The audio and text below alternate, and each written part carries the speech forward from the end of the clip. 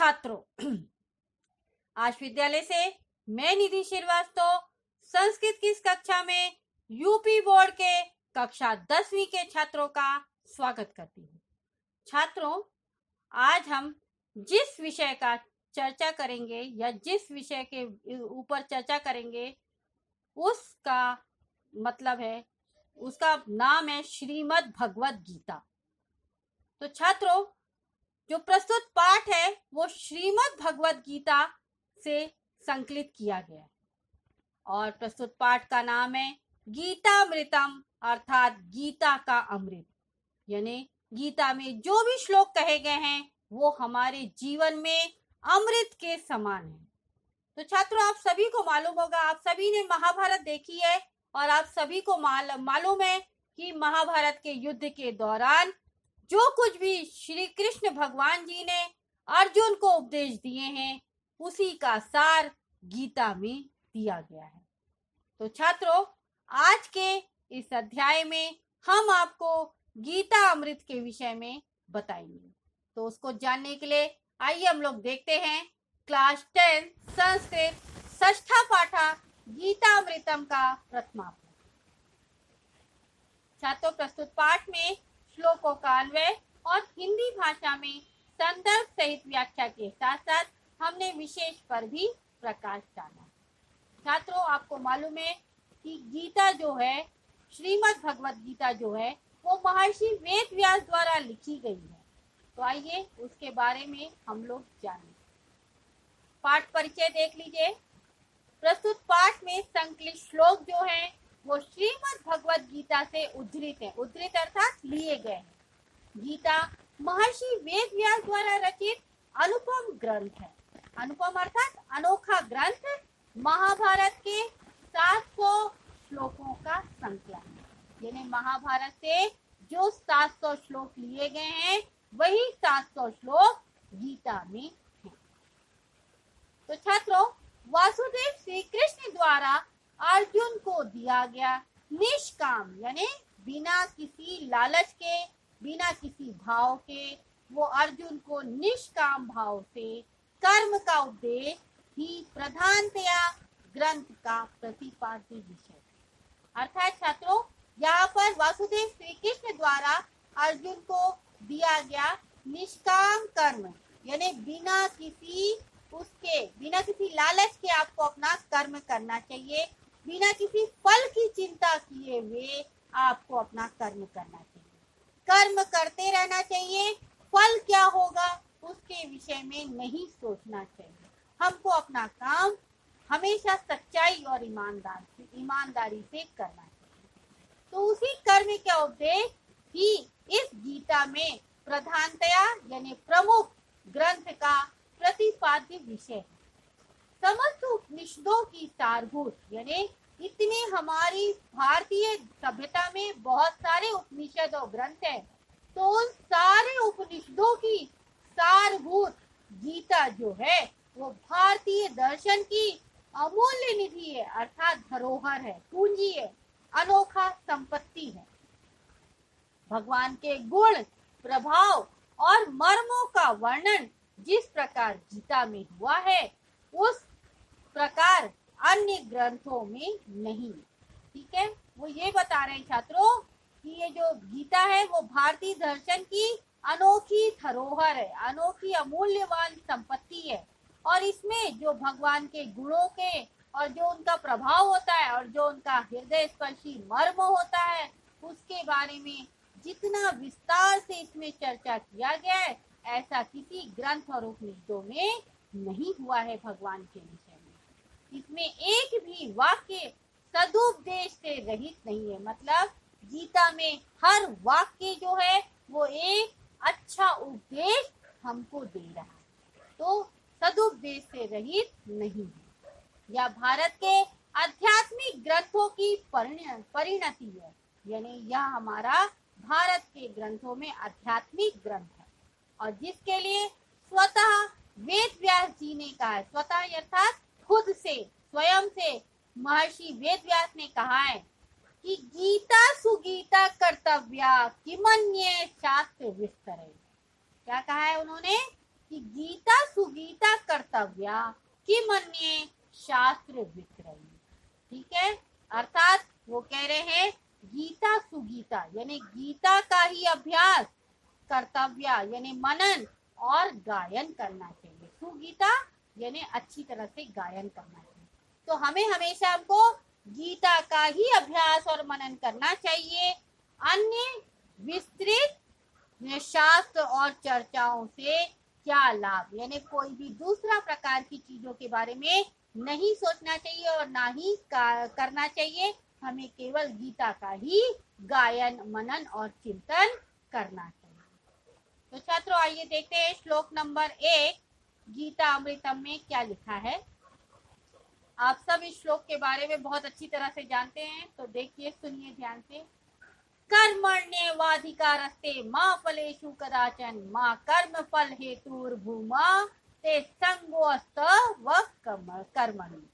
क्या बोल रहे हैं श्लोक में? ये बोला जा रहा है कि कर्मण्येवाधिकारस्ते मा फलेषु कदाचन मा कर्म फल हेतुर्भूमा ते संगो अस्तव कर्मणि।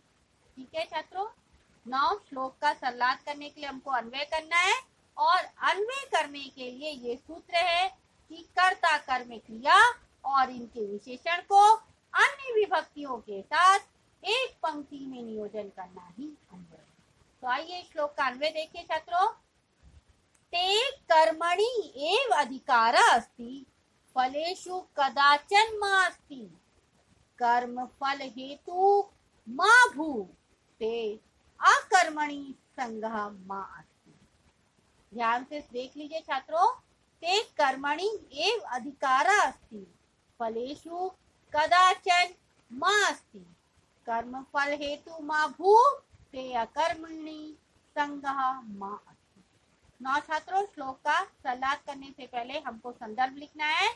तो संदर्भ में यह है कि प्रस्तुत श्लोक जो है वो श्रीमद् भगवद गीता नामक ग्रंथ से संग्रहित होकर हमारी पाठ्य पुस्तक संस्कृत साहित्य के पद्यभूषण के षष्ठा पाठा गीता अमृतम से लिया गया। छात्रों, इस अवतरण अर्थात इस श्लोक में वासुदेव श्री कृष्ण अर्जुन को निष्काम कर्म करने का उपदेश दे रहे हैं। निष्काम कर्म अर्थात बिना फल की चिंता किए केवल अपना कर्म करो, उसी के बारे में यहाँ पर बता। तो आइए व्याख्या देखिए छात्रों। ते कर्मणि एव अधिकारः अस्ति। ते यानी तुम्हारा, कर्मणि यानी कर्म, एव यानी ही, अधिकारः अस्ति यानी अधिकार है, यानी तुम्हारा कर्म करना ही यानी कर्तव्य करना ही केवल अधिकार है। तुमको जीवन भगवान ने दिया है तो तुम्हें केवल कर्म ही करना है, यही तुम्हारा अधिकार है। फलेषु यानी फलों की, कदाचन यानी कभी भी, माँ यानी नहीं, अस्ति यानी है। फल की चिंता कभी भी नहीं करनी चाहिए। अर्थात फलेषु कदाचन मास्ति अर्थात फल में नहीं होना चाहिए, यानी हमको कर्म करना है और हमको कर्म ही करना है। फल क्या होगा उसके बारे में हमको नहीं सोचना है। कर्म फल हेतु, कर्म फल हेतु अर्थात कर्म फल के निमित्त, माँ यानी नहीं, भू यानी बनो। तो कर्म फल हेतु माँ भू यानी कर्म फल के निमित्त यानी कारण मत बनो, यानी काम का फल क्या होगा उसका कारण कभी भी नहीं बनना चाहिए। ते अकर्मणि संगः मा अस्ति। ते यानी तुम्हारा, अकर्मणि यानी कर्म न करने में आसक्ति, यानी कोई भी काम नहीं करने की आसक्ति जो होती है, केवल खाली इधर उधर घूमते रहने वाले, या जो काम नहीं करना है ऐसा मन में धारण कर लेते हैं। तो ते अकर्मणि यानी जो तुम्हारा कर्म न करने में आसक्ति या लगाओ, संगः यानी लगाओ, आसक्ति, माँ यानी नहीं, अस्ति यानी होना चाहिए, यानी तुम्हारे को काम नहीं करना है ऐसी आसक्ति मन में नहीं होनी चाहिए। ठीक है छात्रों, तो भाव यही है इस श्लोक का कि हमको हमेशा निष्काम कर्म करना चाहिए, यही हमारा कर्तव्य है। छात्रों व्याख्या देख लीजिए ध्यान से। कवि कहते हैं कि श्री कृष्ण जी कहते हैं कि तुम्हारा कर्म करने में अधिकार अर्थात कर्तव्य है, फल में कभी नहीं। कर्म फल के निमित्त ना बनो, कर्म फल के निमित्त अर्थात कारण ना बनो कि कर्म का फल क्या होगा उसका मैं कारण बन जाऊं, ऐसा नहीं होना चाहिए। तुम्हारा कर्म ना करने में लगाव नहीं होना चाहिए, यही भाव है कि निष्काम कर्म करना ही तुम्हारा कर्तव्य है। नौ छात्रों ग्रामर देख लीजिए। विशेष में अधिकारा में अण प्रत्यय है, अधि उपसर्ग है, क्री धातु है और अण प्रत्यय है। कर्म फल हेतु में देखिए छात्रों षष्ठी तत्पुरुष समास हो रहा है। कर्मणा फलम कर्म फलम तस्य हेतु षष्ठी तत्पुरुष समास। माँ भू में देखिए छात्रों लुंग लकार है, माँ प्लस भू प्लस लुंग लकार मध्यम पुरुष एक वचन। अकर्मणि आ लगा है यानी नई तत्पुरुष समास होगा, तो अकर्मणि न कर्म नई तत्पुरुष समास सप्तमी एक वचन। अकर्मणि आया इसलिए सप्तमी एक वचन। और कर्मणेम में संधि हो रही है, कर्मणि प्लस ए यण संधि। एवाधिकार में भी देखिए छात्रों यहाँ पर दीर्घ संधि है, ए प्लस अधिकारा दीर्घ संधि। फिर अधिकारस्ते में विसर्ग संधि है, अधिकारा प्लस ते। और संगो अस्तव कर्मणि में भी पूर्व रूप संधि और यण संधि हो रही है, दो संधि एक साथ हो रही है, तो ध्यान से देखिए छात्रों। संगो अस्तु में संगह प्लस अस्तु यहाँ पर पूर्व रूप संधि है, फिर संधि प्लस अस्तु के बाद में फिर आपको अकर्मणि लगेगा, उ प्लस आ मिलकर व बनाए, अत्व जो आया वो वहां पर यण संधि का उदाहरण है। तो संगस्त्व कर्मणि में क्या हो रहा है, संगा प्लस अस्तु प्लस अकर्मणि, यानी यहाँ पर दो संधि है, पूर्व रूप और यण संधि। छात्रों इसी के साथ यह अंश यहाँ पर समाप्त होता है।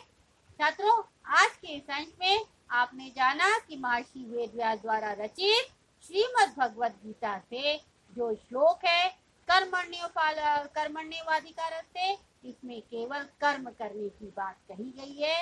ये कहा गया है कि फल की चिंता मत करो और कर्म फल के निमित्त ना बनो, हमेशा काम निष्काम भाव से करते रहो। ठीक है छात्रों, इसी के साथ यह अंश यहाँ पर समाप्त होता है। आज के इस अंश में आपको कोई भी डाउट है तो आप आज विद्यालय के ऐप को लाइक करके क्वेरी में जाकर अपना डाउट पूछ सकते हैं, मैं आपका जवाब जल्द से जल्द दूंगी। तब तक के लिए धन्यवाद छात्रों, नमो नमः।